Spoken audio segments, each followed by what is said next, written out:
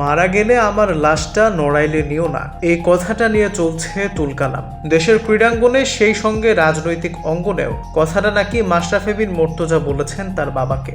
মাশরাফির বাবা গোলাম মুর্তজা দেশের পরিচিত গণমাধ্যম কালবেলাকে দেয়া সাক্ষাৎকারে এমন দাবি তুলেছিলেন গতকাল বুধবার।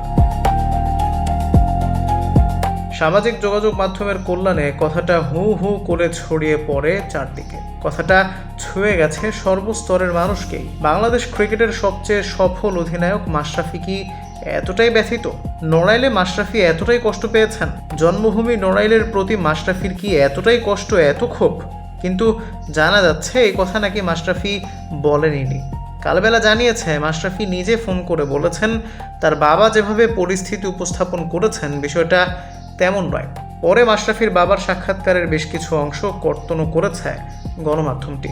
প্রশ্ন হচ্ছে, মাশরাফি যদি নাই বলে থাকেন তাহলে কেন সেভাবে সাক্ষাৎকার দেয়া? রাজনীতির পরিচয়ের বাহিরে মাশরাফি দেশের ক্রিকেটে যে এক আবেগের নাম, সেটা স্বীকার করবেন নিশ্চয়ই তার শত্রুরাও। বাংলাদেশ ক্রিকেট দলের সবচেয়ে সফল অধিনায়ক মাশরাফি আওয়ামী লীগের মনোনয়নে নড়াইল থেকে সংসদ সদস্য নির্বাচিত হয়েছিলেন। জুলাই গণ অভ্যুত্থানে আওয়ামী লীগ সরকারের পতন হওয়ার পর থেকেই লোকচক্ষুর আড়ালে মাশরাফি।